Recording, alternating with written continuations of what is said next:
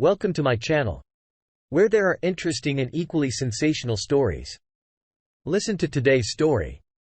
Even if your heart tries to pull its broken self together to tell you it's for the best, in your head, foggy and sad, tells you the pain will pass. The agony of a breakup can be relentless. When you're recovering from a breakup, it's important not to hurry things along. It's your time to reset, recharge, and draw wisdom from the experience. Today on our space, we see that part of healing is re-establishing who you are. Anything that can repair and re-strengthen the self-concept will accelerate healing. Above all else, we are to remember that there are things about ourselves that were beautiful, strong, vibrant, and extraordinary before the relationship. Nothing has changed. Up first, a part of the healing process means facing the facts. She doesn't know that I know. I, 32 male, found out that my girlfriend of 7 years, 33 female, secretly went to Germany last year for 1 week to meet with a guy. From her SMS archives, I found they've been sexting for already more than a year, and then they met up and did it then. I found out about it 5 months after the fact. On a glimpse at her passport while cleaning. She went home to her folks last year during the pandemic, and it remained in the city because of work. That was when she went abroad for 1 week while telling me in messages that she was always just at home with her parents. I went over her messages and found their sex. How she said she's been dreaming of seeing him for months and also saw which of our mutual friends she asked for help with making the trip possible. She doesn't know that I know it all. That I saw the messages, the pictures, the videos. As of this writing, she's back in the city living with me in my house. Back when I had no idea about it at all, when she came to the city 5 months ago, I was very happy and excited to be with her again, but she was already cold to me. She acted friendly, but becomes defensive when I try to be physical. When we had sex, she looked disgusted and hurt. It felt like she was thinking I was forcing her. I felt sick seeing her face distorted like in anger. It was over quickly. It wasn't fun. We haven't slept together since. I found out a few weeks later. I've been reading on this sub since finding out, looking over similar stories, trying to find ways on how to proceed from here, how to move on, how to forgive, how to cope. Thank everyone here for their insights and stories and with sharing their experience. I'm still at a loss on how to move forward. Right now, I'm still numb and unsure, taking it one day at a time. Thank you again all for being here. This will be a journey and hopefully with something close to a good ending. Our first reaction comes from Astronaut Diligent 544. You are not a second choice. Tell her to go back to Germany with her lover and don't let her gaslight you. She is selfish, unfaithful, narcissistic, cold, and a piece of crap. Over a year of sexting followed by sex in layers, no, thank you. Tim Fairweather chimes in. She failed the girlfriend test. Girlfriend relationships are a test to see if that person is worthy of more emotional investment. She is not worthy of such from you. You are better than this. Best of luck with your future endeavors. The cheeky monkey thinks, please don't take this as me being rude. How the hell can you ask for advice on how to forgive, cope, and move on? The relationship is over. She doesn't know you won't have sex with you, and when she did acted like it was disgusting. There can be no moving forward until she knows you know. This must be brought out into the open. She's quite obviously not happy. She should be your ex. Kick her out. P.S. Good luck. I'm sorry it happened to you. Gatorbro says it's pretty clear. If it's your place, ask her to leave. Why do this? Move on and find someone that respects you, as she has none. She probably wanted you to find the information, have some pride. Honestly, taking it day by day is all we can do in moments like this. It's a total shock to the system when you find out that the one you love has been insincere and cheating on you behind your back. You don't have to forgive right away, but you do have to confront the situation. But you're right. It's taking it day by day and processing what's happening. Sorting out your next moves is all you can do. It's important to take your time through this and practice self-care. If you decide to end things, practicing forgiveness is important so that it doesn't weigh so heavy on your hearts. Update. I told her I knew. I sent her the screenshots, changed the locks. I said have someone pick up her things as I don't want to see her. I have half a bottle of gin, half a bottle tequila, and a questionable bottle of absinthe. I'll hold up for a while. Seve 80 per response, don't dive in the bottle. D-Day? Okay. But you are no longer in the discovery phase. I would highly recommend you go to a friend and let them drive you for a bit. Please throw the alcohol and cheap ones, even if I won't judge you for wanting it. Take care of you and focus on the future. Me Pinchers chimes in. Getting a fresh haircut, new clothes, and hitting the gym is better than the bottle. Trust me. Zabrig says this 10,000% don't go to the bottle. No fear no there, adds. You need to ditch the alcohol until you settle down. Is there life insurance that are named? Anyway, check all your bases. No credit cards with their having access. No bank accounts, insurance, utilities. Having the informed family, friends, your boss, anyone who may have need to know in case you do something crazy. Or if your attitude isn't normal. By the way, the greatest form of revenge is letting them see what they lost.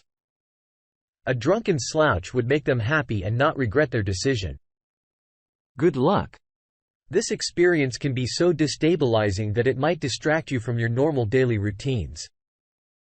Remember to nourish your body with sleep, food, water, hygiene, exercise, any medications you might take on a regular basis. It can be difficult to process these heavy emotions on your own. It's important to let go of your anger in healthy ways so you can avoid making impulsive decisions. Breathe, and move on with your anger so it doesn't lock you up. A reactive decision won't rid these emotions. It often brings on a new set of issues. Take your thoughts seriously, but know that feelings aren't facts. Validate and normalize intrusive thought, but resist the urge to trying to make meaning of their actions. Especially when that meaning makes turns self-deprecating. In other words, if you find yourself thinking your ex cheating on you because you aren't good enough, recognize how you feel, but understand that it is not the truth.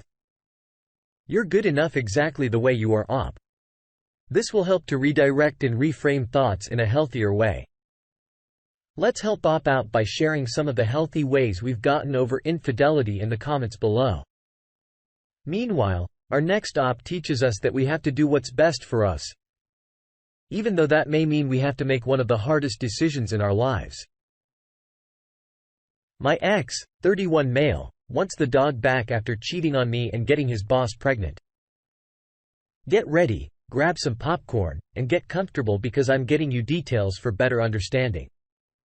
My ex, 30 male, let's call him Kelvin, and I, 24 female, together for a few months already and decided to adopt a beautiful pit bull puppy.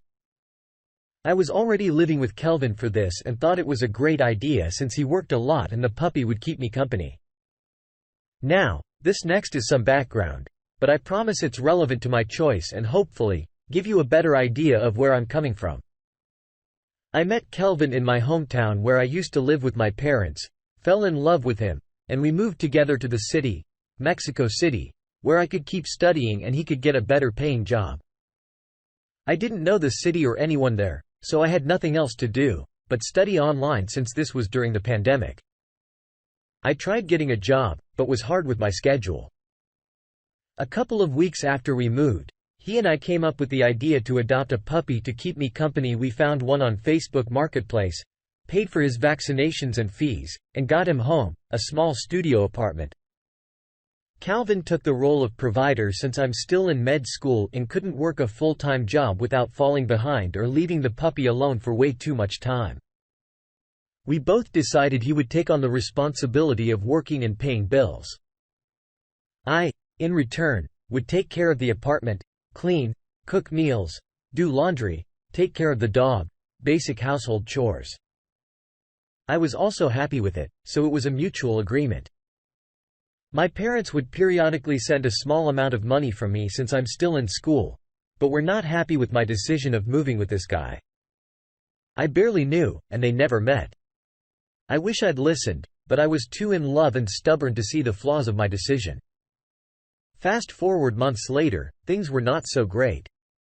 We loved each other very much, but were so different. We fought a lot. Kelvin was incredibly jealous and possessive, even though I spent all of my time in the apartment, only went out to do errands, supermarket and dog park. Almost to the point of becoming violent. I couldn't stop regretting my choice of being in a foreign city, all alone, with no one I know near. Didn't want to go back to my parents and listen to them tell me they were right. Fragile ego. I kept through it because I loved him, like really loved him even after all his flaws. Now I know it was barely loved, but that has taken me a lot of work and therapy and medication. A few months later, my school, in my hometown, announces we were going back to normal activities, and I should be there by fall. He's mad we have to go, but agrees to move there just while I finished school, my last semester. We make all the arrangements and even fly the dog, Rocky 6 months old, to my hometown. My parents offer us to stay in a house they own and have for rent in the outskirts of town, a 20–25 minute drive from downtown. Rent-free, they were just happy to have me back in town and see me in a loving relationship. Kelvin wasn't happy at all. Kept complaining about the house. It was indeed a bit old and needed repairs, and how my parents are only just now supporting us since I'm back in their town where they wanted me. I tell him it's a great opportunity since we're only paying for the services like water, gas, and internet, and the money we would otherwise spend on rent could go towards repairs, paint new doors, and knobs renovating, etc. And once I'm done with school, we could rent it and keep the money as extra income. This was with my parents' permission, of course. I even tell him we didn't have to stay there. We could look for something else. He eventually agrees to stay there only while we find something better. I even go and get a job at my old part-time job. I'm friends with the manager, so she was flexible with the hours since I knew I was still in school. Because I wanted to contribute a bit more to our home, still doing laundry, cooking, etc. Not even a month later, I'm sensing something off. He's super irritable, more than usual, and anything and everything would annoy him. I decided to go through his phone while he showered. I know so bad, but something was bugging me. And that was the first and only time I did it, determined to find answers. And I did. The last message was to this person. Let's call her Leah, 34, female. Which I knew only by name since she was his old boss back in Mexico City, and he would occasionally mention her in job-related conversations. She's from another country. Let's say from where Netflix's The Crown takes place, and significantly older than me. She comes from a well-accommodated family and has her own business in her country and also in Mexico City. Leah and Kelvin have been friends for some time, and she offered him a great-paying job in her business. This happened while I was living with Kelvin too, though I never had a second thought about them. I kept scrolling through their conversation, getting curious since they'd call each other bad, which was odd. Then some sexting, songs he sent me as well, texting as he would text me, and then I found out she's pregnant. There are pictures and everything, some explicit ones, some of her and her bump. I'm speechless. I couldn't process what I had just seen. And then it hits me like a 1,000 bricks. I am the side piece, basically. She was already 6 months pregnant. Kelvin and I were together for almost a year. I got cheated on early into our relationship. My world starts to shatter in a million pieces, all our plans, all our love, gone. I'm in tears, dumbfounded, and couldn't believe it. Of course, I confront him. He is ashamed and in tears as well. He starts telling me how he doesn't love her, that she threatened to not let him see the baby if he wasn't with her. In a relationship. That's why he kept messaging her and sexting and basically having another relationship. I could just not find it reason enough not to talk to me the minute he found out. How he could have lied for months, kiss me, and sleep in the same bed as me when he knew something so important, lied to my face, and keep making plans with me as if his life wasn't about to change forever. Apology after apology, I kick him out. I knew he was low on money and struggling, but I didn't care and told him to go back to Mexico City to collect his things and to go be with his child, that he had nothing else to do here. He reluctantly did it. He also wanted to take the dog right then and there back to Mexico City and couldn't afford it. I told him to get crapped together in Mexico City and then come back for the dog if he wanted to. I was attached to Rocky, but I still loved Kelvin so very much and knew he loved Rocky as much as I. So I was willing to give him up since I too struggled with money and had to go back to my parents' house. Couldn't keep the dog either.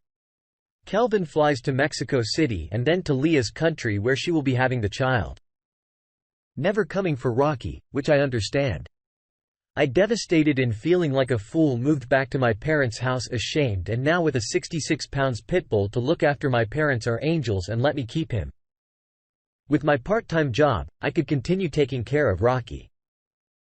They help me with vet visits, food, if needed, and sitting if necessary.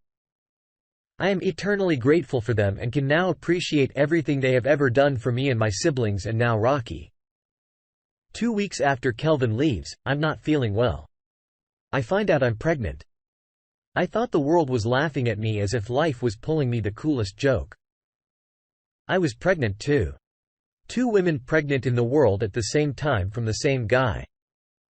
By this moment, I'm beyond angry with myself mostly and with man who cheated on me, who decided to hurt me deliberately and then go be with the person he cheated with and start a new family. I was around 2 months in when I found out, mostly because I was feeling like crap. I thought it was just the depression, the duel of the messy breakup, but heck, no. The morning all-day sickness was too much. Headaches, mood swings, the crying, it was awful, and not normal at all. Took a quick test, and the next day a blood test, positive. Well, crap. Almost immediately, I call him cursing him and his stupid penis. We used protection and I was on hormonal contraceptives. He feels awful because he loves me. And he said he would support any decision I wanted as if I had a choice. From the moment I saw the plus on the stick, I knew what I would be doing. I knew what I should be doing. I was having an abortion. Moving with my parents, no school finished, no career, no income, and no stable partner. I could just not do it and would not do that to that baby. I've always dreamed of something different, bringing a baby into the world, into a loving and caring family and having resources to give him or her the best life possible. It was not time yet. It was just not my time and not something I wanted. I can now talk about it, but it still brings tears to my eyes. Even though it was the right choice for me, for my future, and for the future baby I will be having someday under the right circumstances. I don't regret it, but no one has an abortion just because they want to. I made my peace with it and can now see that this was the right call for me.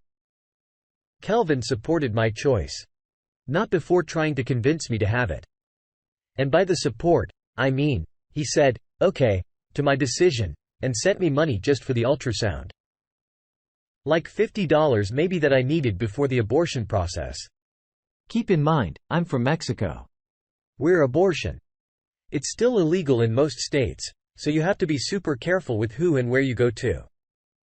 In other words, expensive, but not impossible. Still, the hardest thing I've been through. I had my friends' support, but never told my parents, couldn't bring myself to since I knew they would have convinced me to keep it, and they would have supported me all the way. That it was just not right for me, not under those circumstances. I get through it by myself. Just a couple of my closest friends knew, pay for the abortion, and ultrasounds I needed. Him, in another continent, playing house with Leah. For them, the baby is a reality, and it is happening to them. Not for me. That was hard as crap. It took me almost a year to get over it, to even write about it, therapy and medication, friends' support, keeping me busy with Rocky and school. I'm finished, about to start my internship. Things start looking up. I'm still with my parents and have their full support, even with having a 60-pound dog. They helped me look after when I'm at the hospital. Having Rocky really helped me through my process. He is the sweetest, most loyal dog ever. Always by my side, sleeping in my bed, being the house favorite. So I push myself out of bed every morning and give him a walk, to keep me active in the evenings and cheerful on dog school on weekends, because being depressed in bed all day was not good for a puppy, or for me. I have Rocky to thank for getting me through all that crap last year. He still does. Every hike, every walk we take, every trip to Petco to get his food. Every single moment, he reminds me of how strong I've been and what I'm capable of overcoming, and who are the ones worth loving. A few weeks ago, Kelvin contacted me. We went no contact a few months after my abortion. I kept an Instagram account of Rocky to upload pictures because Kevin asked for some of the first weeks he was away, and I didn't want to contact him directly. So I told him to follow that page if he was interested in knowing about Rocky. Of course, I didn't follow him back or DM him, just posted pics of Rocky. He's got a few followers now, mostly friends of mine who love Rocky. So Kelvin contacted me after a few months of not knowing of each other. I keep posting pics now and then, but not as regularly as I used to the first months Kelvin left. I genuinely thought he would come back for Rocky maybe a week or two after I kicked him out. He didn't. I got too invested in Rocky. So I assumed the dog was mine now, since I took care of him as well as the first months he was a puppy, and now as 1 year old. Calvin contacted me a few weeks ago. He asked for the dog back. He said he wanted to keep the dog, or at least rotate him 6 months each. He wanted me to castrate Rocky, then put him in a cage, fly him in cargo since he has a pit bull. He cannot fly in the cabin for 16 hours, all alone, in an airplane going to another continent. He also wanted me to pay for it. He made it sound like it was the least I could do since he supported me for months. Let me remind you that was an arrangement we both made and we both thought was the best choice for us both. But he made it sound like I took advantage of him and I owe him. I'm 100,000% keeping the dog. He's my world. I've supported Rocky all this time, taking care of him and doing everything necessary for Rocky to have a balanced, healthy lifestyle. Dog school, vet visits, quality food, walks, hikes, everything. I needed somewhere to vent to and possibly get some insight on this. And by the whole for keeping the dog, even though my ex bought it, and even after he cheated and got someone else pregnant, also should I consider sharing custody of the dog? Would that be necessary? I'm a bit scared he could come and take the dog away from me or not give it back at all. Let me know what you think. And if you think I'm the a-hole or what you would do in my position. We've got a response from Jet Skiing, Jamie. You don't know Kelvin crap.